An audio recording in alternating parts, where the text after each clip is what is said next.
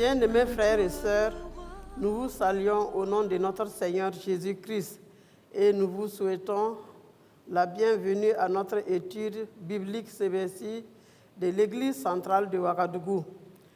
Aujourd'hui, nous sommes à la leçon 9 et notre lecture de base se trouve dans le livre de l'Apocalypse au chapitre 10, les versets 8 à 11. Et notre titre est ceci, le livre comestible. Lisons ensemble notre texte.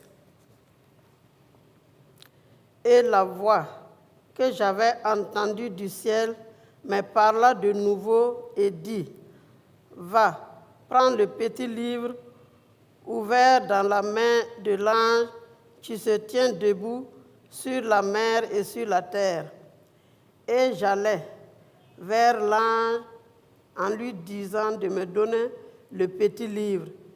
Il me dit, « Prends-le, avale-le, il sera amer à tes entrailles, mais dans ta bouche, il sera doux comme du miel. » Je pris le petit livre de la main de l'ange et je l'avalai.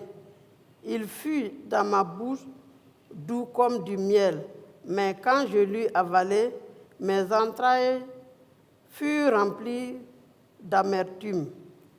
Puis on me dit, il faut que tu prophétises de nouveau sur beaucoup de peuples, de nations, de langues et de rois. Après notre lecture, nous vous proposons 2 questions. Et notre première question est celle-ci.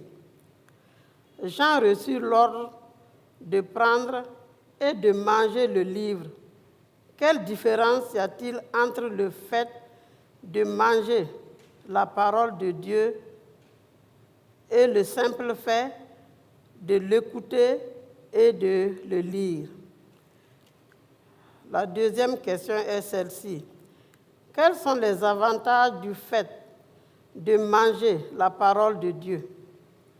Nous pouvons voir cela dans le livre de Psaume 19, les versets 7 à 11. Après les questions, nous avons une vérité à appliquer. Ensemble, nous allons examiner cette vérité. Nous pouvons manger la parole de Dieu de différentes manières. Nous pouvons la lire, l'étudier, la mémoriser,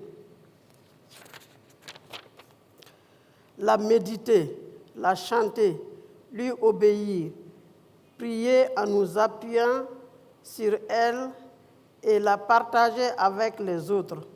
De quelle façon allez-vous augmenter votre consommation de la parole de Dieu cette semaine? Quelle différence y a-t-il en cela? Prévoyez d'en partager avec des gens autour de vous. Que Dieu vous bénisse et merci pour votre participation. Amen.